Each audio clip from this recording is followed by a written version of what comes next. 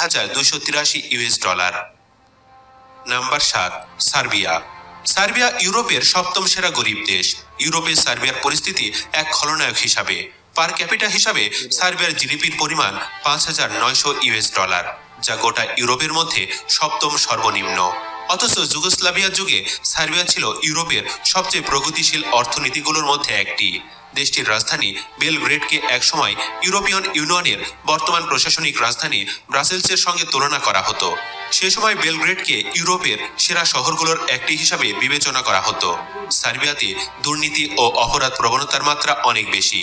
এছাড়া ক্রমাগত মুদ্রাস্ফীতি দেশটির অর্থনীতিতে ঋণাত্মক প্রভাব সৃষ্টি করেছে। 2017 সালে প্রকাশিত এক জরিপ অনুযায়ী দেশটির শতকরা 20.3% মানুষ দারিদ্র্য সীমার নিচে বসবাস করেন। Number 6, Macedonia. বলকান উপদ্বীপের দক্ষিণ পূর্বে অবস্থিত 9,900